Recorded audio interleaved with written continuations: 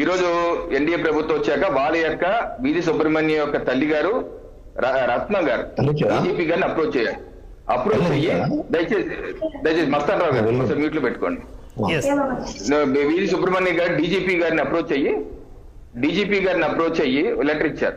ఏంటి, ఆ ఇన్వెస్టిగేషన్ సరిగ్గా చేయలేదు, ఛార్జ్ షీట్ కూడా సరిగ్గా చేయలేదు, మీరు విచారించాలి, మరోసారి మీరు అది ఇన్వెస్టిగేషన్ చేయాలి అంటే అప్పుడు డీజీపీ గారు మా జిల్లా ఎస్పీ గారికి లేఖ రాస్తే జిల్లా ఎస్పీ గారు ఒక ఎస్ఐటి వేశారు.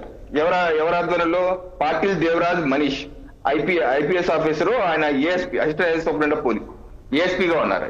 ఆయన్ని అసైన్ చేస్తే ఆయన ఒక సిట్ నివేదిక ప్రాథమికంగా చూసి ఇంకా పూర్తిగా విచారించాలని చెప్పేసి కోర్టు వారిని అప్రోచ్ చేయాలి. కోర్టు ఇచ్చిన జడ్జిమెంట్ చూపిస్తున్నాను మీకు. 22 జూలై 2025 ఎస్ ఉమా సునంద గారు Rajahmundry SC ST atrocity court అనమాట. సునంద గారు ఇచ్చిన జడ్జిమెంట్ 10 పేజీల judgement.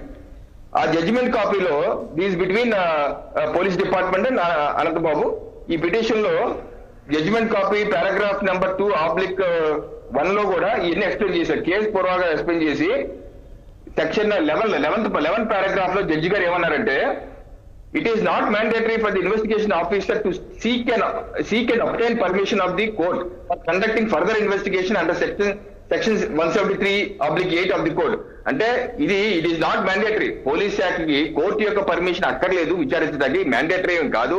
However, as an accepted legal practice, it is always desirable that the investigation officer shall inform the court. ఇది జస్ట్ ఒక విధానం మాత్రమే, కోర్టుకి చెప్పడం అనేది జస్ట్ ఒక సూత్రప్రాయంగా చెప్పడం మాత్రమే.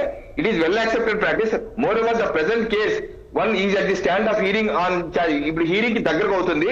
If the prosecution has got any fresh evidence at this stage it will be the right of the right time to produce before the commencement of trial enabling.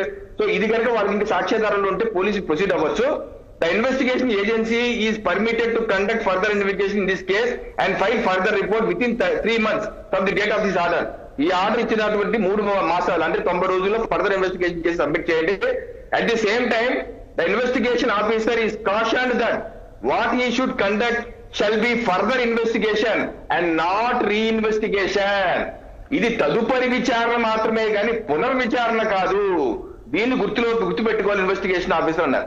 అంటే జడ్జి గారు చాలా స్పష్టంగా చెప్పింది ఏంటంటే ఇది తదుపరి విచారణగానే మీరు కన్సిడర్ చేసి పునర్విచారణ అంటే మొత్తం అంతా మొదటి చేస్తారని మాత్రం మీరు అనుకోవద్దు అని, మీరు అలాగే వెళ్ళొద్దు ఇన్వెస్టిగేషన్ అని చెప్పారు. సో ఇప్పుడు ఈ యొక్క జడ్జిమెంట్ ప్రకారం 90 రోజుల్లో ఏదైతే అదనంగా ఉన్నటువంటి అంశాలు అనేకమైన డౌట్లు ఉన్నాయి. ఉదాహరణకి నెంబర్ 1, ఒక అనంతబాబు 45 ఏళ్ళ వ్యక్తి, ఒక కురవాడు 23-24 ఏళ్ళు అనేటువంటి వ్యక్తిని అంతకన్నా హైట్ ఎక్కువ ఉంటాడు, కొంచెం బలంగానే ఉంటాడు. అతను ఏ రకంగా ఒక్కడే చంపేస్తాడు, ఏ రకంగా చంపారు, దీనిలో ఉన్నటువంటి మిగతా వాళ్ళు ఎవరి యొక్క సహకారం లేకుండా చేయగలిగాడా? దీనికి కాల్ డేటా రికార్డ్. ఎందుకంటే మా కాకినాడ స్మార్ట్ సిటీలో మాకు కనీసం 500 సీసీ కెమెరాలు ఉన్నాయి. ప్రతి వీధిలోనూ ఒక సీసీ కెమెరా ఉంది. అన్ని విజువల్స్ వచ్చేస్తాయి. సో ఎన్ని తీస్తే అసలు ఏం చేసి దీనిలో ఇంకెవరెవరు ఇన్వాల్వ్ అయ్యారు అది కూడా స్పష్టంగా వస్తున్నాయి. సో ఇదంతా ఇన్వెస్టిగేషన్ చేయవలసిన అవసరం ఉంది. ఒకడైనా ఈ ఎక్కువ మంది ఉన్నారా? అందుకనే అనంతబాబు గారు హైకోర్టుకి వెళ్ళారు నిన్న, ఇవాళ తీర్పు కూడా ఇచ్చారు, అది డిస్మిస్ చేశారు. ఎందుకంటే investigation officer every right to proceed. So ఆ ఇన్వెస్టిగేషన్ జరగాలి. మొత్తం అనంతబాబు గారే కాదు మిగతా వాళ్ళు కూడా ఇన్వాల్వ్ అయ్యి ఉన్నారు ఈ హత్య కేసులో. తప్పనిసరిగా వాళ్ళు కూడా బయటకు రావాలని చెప్పేసి మేమైతే విజ్ఞప్తి చేస్తున్నాం.